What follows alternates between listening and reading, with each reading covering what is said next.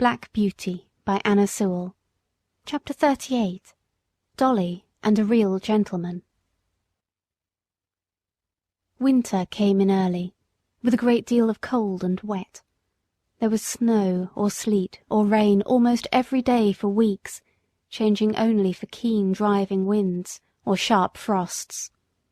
The horses all felt it very much. When it is a dry cold, a couple of good thick rugs will keep the warmth in us, but when it is soaking rain they soon get wet through and are no good. Some of the drivers had a waterproof cover to throw over, which was a fine thing, but some of the men were so poor that they could not protect either themselves or their horses, and many of them suffered very much that winter. When we horses had worked half the day, we went to our dry stables and could rest, while they had to sit on their boxes, sometimes staying out as late as 1 or 2 in the morning if they had a party to wait for. When the streets were slippery with frost or snow, that was the worst for all of us horses. 1 mile of such travelling, with a weight to draw and no firm footing, would take more out of us than 4 on a good road. Every nerve and muscle of our bodies is on the strain to keep our balance, and, added to this, the fear of falling is more exhausting than anything else. If the roads are very bad indeed, our shoes are roughened, but that makes us feel nervous at first. When the weather was very bad, many of the men would go and sit in a tavern close by, and get someone to watch for them, but they often lost a fare in that way, and could not, as Jerry said, be there without spending money. He never went to the Rising Sun.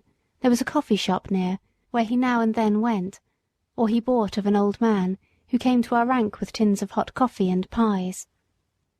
It was his opinion that spirits and beer made a man colder afterward, and that dry clothes, good food, cheerfulness, and a comfortable wife at home were the best things to keep a cabman warm.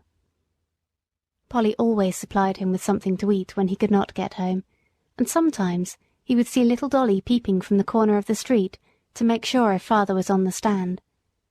If she saw him, she would run off at full speed and soon come back with something in a tin or basket, some hot soup or pudding Polly had ready.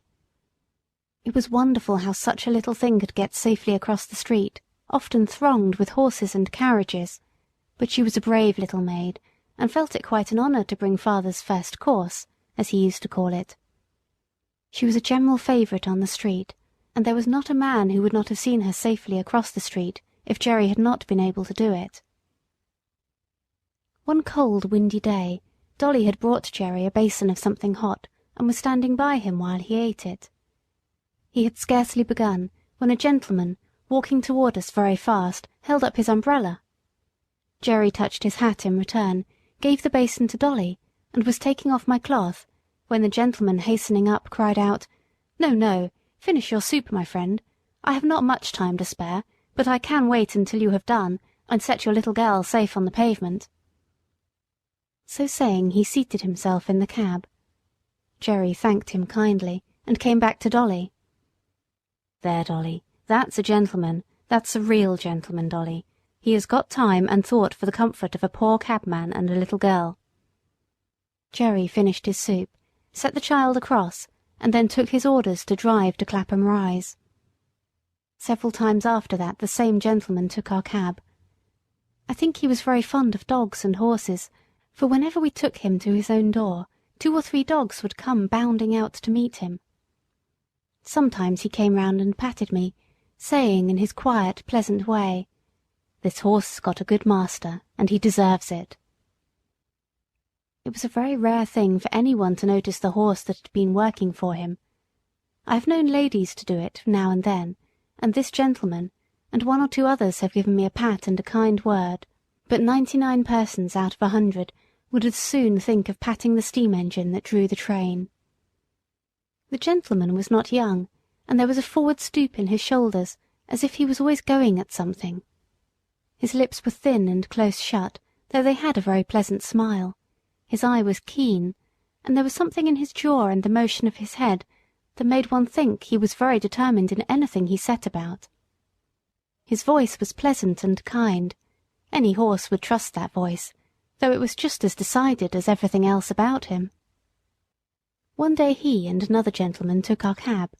They stopped at a shop in Street, and while his friend went in, he stood at the door.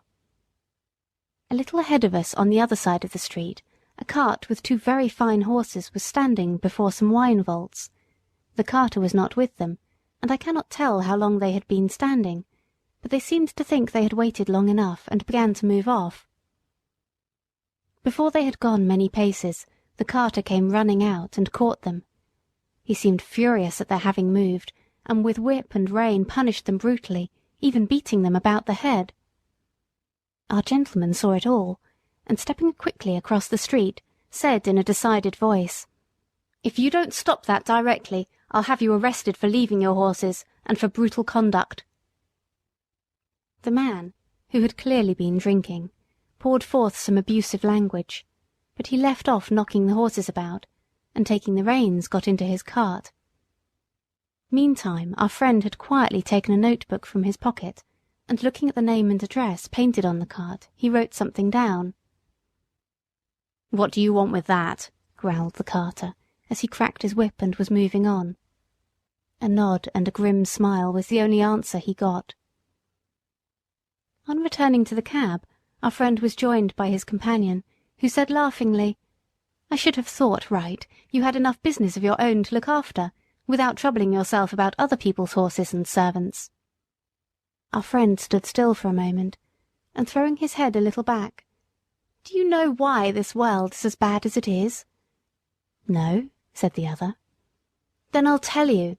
It is because people think only about their own business, and won't trouble themselves to stand up for the oppressed, nor bring the wrongdoer to light. I never see a wicked thing like this without doing what I can, and many a master has thanked me for letting him know how his horses have been used." "I wish there were more gentlemen like you, sir," said Jerry, "for they are wanted badly enough in this city." After this we continued our journey, and as they got out of the cab, our friend was saying, "My doctrine is this, that if we see cruelty or wrong that we have the power to stop, and do nothing, we make ourselves sharers in the guilt." End of chapter 38.